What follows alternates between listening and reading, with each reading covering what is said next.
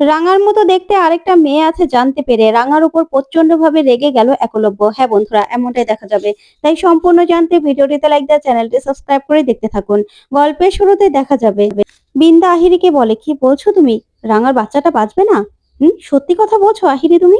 তখন আহিরি বলে, যদিও বা বাঁচে, তারপরেও সুস্থ স্বাভাবিক তো হবেই না। এই বাচ্চাটাকে নিয়েই রাঙার সারা জীবন কাঁদতে কাঁদতে শেষ হয়ে যাবে।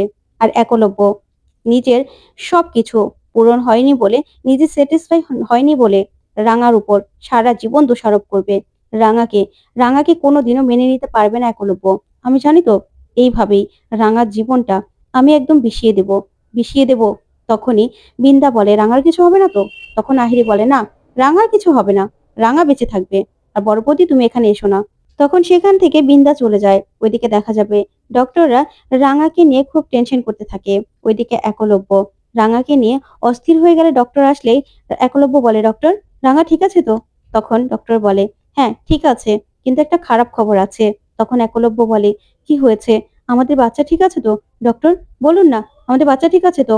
তখনই প্রমিতা বলে, রাঙা রাঙার কিছু হয়নি তো? তখন ডক্টর বলে, না, ওনার ওনার বয়স হওয়াতে উনি ঠিক আছেন, উনি ওভারকাম করে গেছেন, কিন্তু বাচ্চাটার একটা আশঙ্কা আছে ক্ষতি হওয়ার। তখন তো এই কথা শুনে সবাই চমকে যায়। তখন একলব্য বলে, কি বলছেন আপনি ডক্টর? তখন ডক্টর বলে, দেখুন, আমি বলছি না যে বাচ্চাটার ক্ষতি হবে, তবে আমরা আন্দাজ করছি যে ক্ষতি হলেও হতে পারে। তাই এখন তো কিছু বোঝা যাবে না, কারণ বাচ্চাটার বয়স বেশি না। বাচ্চাটার আর কিছু সময় যাক, তখন বোঝা যাবে যে কোনো ইনজুরি হয়েছে কিনা। আমরা আশা করছি হবে না। তারপরেও আগে থাকতে আপনাদেরকে সাবধান করে রাখলাম। তাই আপনারা একটু এই ব্যাপারে সতর্ক থাকবেন। তখন প্রমিতা খুব চিন্তা করতে থাকে। তারপরে ডক্টর বলে, দেখুন, আপনাদের পেশেন্ট এখন ঠিক আছে, ওনাকে আপনারা বাড়ি নিয়ে যেতে পারবেন। তবে কদিন পরে এসে পরীক্ষা করতে হবে। তখন এই বলে ডক্টর চলে গেলে একলব্য ভেঙে পড়ে। তারপরে প্রমিতা একলব্যকে সামলানোর চেষ্টা করার বলে, আকু, এখনো তো কিছু হয়নি। দেখ, ডক্টর তো বলেনি যে হবেই, হতে পারে বলেছে। তখন একলব্য রেগে যায় প্রমিতার উপর আর বলে, এই সব কিছুর জন্য তুমি আর রাঙামতি দায়ী। রাঙামতির এই বেপরোয়া চলাফেরা, এসব কিছুর জন্য আজকে কি পরিণতি হলো দেখলে তো? এসব কিছু হয়েছে তোমাদের জন্য, এসব কিছুর জন্য তোমরা দায়ী। তখন প্রমিতা বলে, দেখ কাকু, তুই কেন এসব আগে ভেবে নিচ্ছিস বলতো? ডক্টর তো বলেনি যে এরকম কিছু হবেই। তখন একলব্য বলে, না, আমি কিছুতেই কিছুতেই এসব কিছু মানতে পারছি না। তখনই তখনই দেখা যাবে বিন্দা আর ময়না হসপিটালে আসতে থাকে। ওইদিকে ময়না বলে, বড় বৌদি, তুমি কোথায় ছিলে? আমি তো ভেবেছিলাম তুমি এখানেই আছো। ওইদিকে সত্যজিৎ সত্যজিৎ একলব্যকে বলে, দেখো একলব্য, রাঙা অ্যাওয়ার্ড ফাংশনে যাচ্ছিল, ঠিক তখনই আহিরি লোকজন নিয়ে রাঙাকে তুলে নিয়ে যায়। তখন একলব্য বলে, কি বলছো বলো তো? আহিরি তো জেলে। তখন সত্যজিৎ বলে, আহিরি ওর ক্ষমতা খাটিয়ে এই সব কিছু করেছে, আর আহিরির জন্যই আজকে এই অবস্থা। তখনই বিন্দা আসার এসে বলে, কি বলছো তোমরা? আহিরি মানে? আহিরি তো জেলে। আর আমি যতদূর জানি আহিরি তো কারোর সঙ্গে দেখাও করছে না। তাহলে আহিরি বাইরে বেরিয়ে এসব কি করে করলো? তখন সত্যজিৎ বলে, হ্যাঁ, আহিরি করেছে, করেছে আহিরি, আমরা জানতে পেরেছি। তখন বিন্দা মনে মনে বলে, তোমরা সব কিছু জানো, তুমি আর প্রমিতা বসু সব কিছু জানো, শুধুমাত্র একলব্যকে কিছু বলতে চাইছো না। তবে আরেকটা রাঙা যে আছে, সেটা তো আমাকে বলতেই হবে। তখনই তখনই বিন্দা বিন্দা কান্নার নাটক করে আর বলে, আহারে, রাঙাটার জন্য না আমার খুব কষ্ট লাগছে, খুব খারাপ লাগছে আমার। তখন ময়না বলে, হ্যাঁ ঠিকই বলেছো, মেয়েটা প্রেগনেন্ট অবস্থায় তখন সমুদ্রে পড়ে গেল, আবার জঙ্গলে ওই মানুষগুলোর সঙ্গে কাটালো, এখন আবার এই অবস্থা। তখন বিন্দা বলে, হ্যাঁ, ওখানে তো আমিও ছিলাম ওই মানুষগুলোর সঙ্গে, তখন তো রাঙা আমাকে বলেও নি যে ও প্রেগনেন্ট।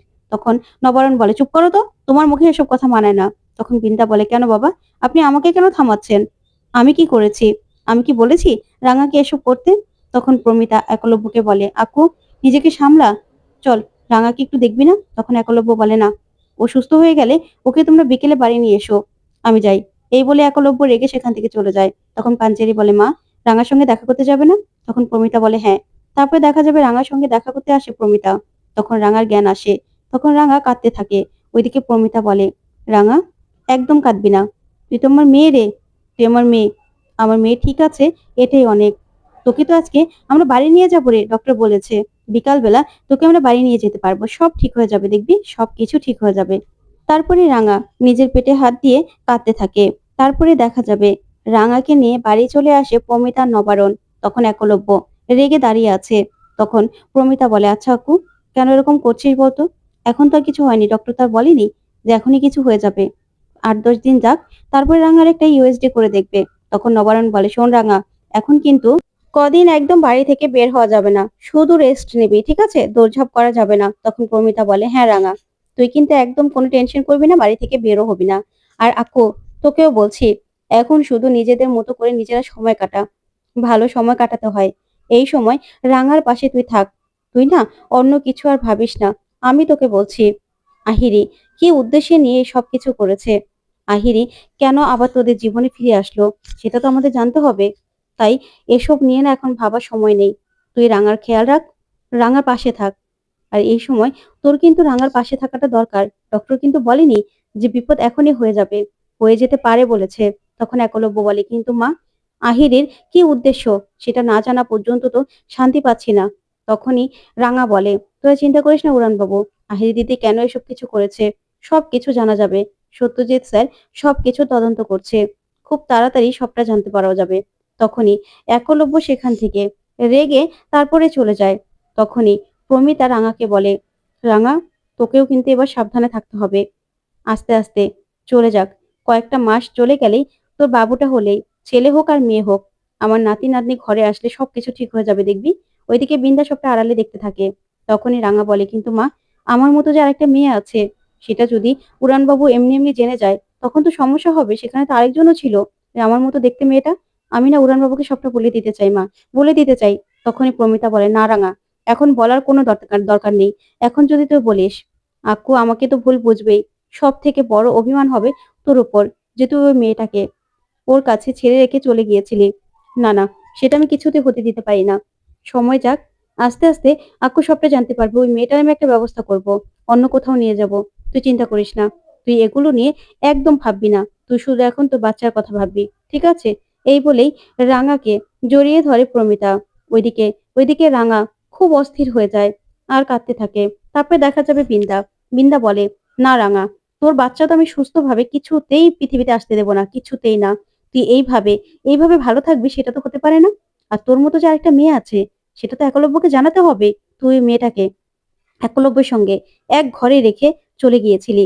তোর জায়গায় ওই মেয়েটা ছিল। একলব্য তো ওই মেয়েটার সঙ্গে রাতও কাটিয়েছে। তাই আমি তো ছাড়বো না। ওই মেয়েটার একটা ভিডিও আমাকে জোগাড় করতে হবে। তারপরে হোমে চলে আসে। হোমে এসেই হোমের মহিলাকে বললে হোমের মহিলা কিছুতে রাজি হতে চায় না। আর বলে, না, রাঙা কিন্তু আমাকে ঠেট করে গেছে। এবার যদি কোনো রকম গন্ডগোল হয় আমি ফেঁসে যাব। না না, এসব আমি কিছুতে করতে পারবো না। তখন প্রমিতা মহিলাকে টাকা দেয়। আর টাকা দিয়ে বলে, আপনাকে একটা কাজ করে দিতেই হবে। তখন মহিলা বলে, এতে রিস্ক হবে না তো? তখন প্রমিতা বলে, না, যদি কেউ জিজ্ঞাসা করে আপনি বলবেন যে এই ভিডিওর ব্যাপারে আপনি কিচ্ছু জানেন না। তখনই মহিলা রাজি হয়ে যায় আর বলে, ব্যাস ঠিক আছে, আমি দেখে আসি মেয়েটা কি করছে। ওইদিকে বিন্দা বলে, এবার এবার রাঙা তুমি নিজেকে কি করে বাঁচাবে, এবার দেখো না এই অস্ত্রটা আমি কিভাবে তুলে দেই। ওইদিকে রাঙার জন্য পুজোর আয়োজন করে প্রমিতা আর বলে, রাঙা আয়, তোর জন্যই তো পুজোর আয়োজন করেছি। তারপরে একলব্য এসে পুজোতে বসে। ওইদিকে বিন্দা আড়াল থেকে সবটা দেখতে থাকে। ঠিক তখনই একলব্যর মোবাইলে নোটিফিকেশন আসে একটা ভিডিও ভাইরাল হওয়ার। তখন সেই ভিডিওটা দেখতেই একলব্য দেখতে পায় সেখানে রাঙার মতো সেই মেয়েটা কাজ করছে, দৌড়ঝাঁপ করছে, সবকিছু। একলব্য দেখে তো পুরো চমকে যায়। তখন প্রমিতা বলে, কি রাখু, কি দেখছিস? ঠাকুর মশাই তো পুজো করছে আর তুই এখানে বসে বসে মোবাইল দেখছিস।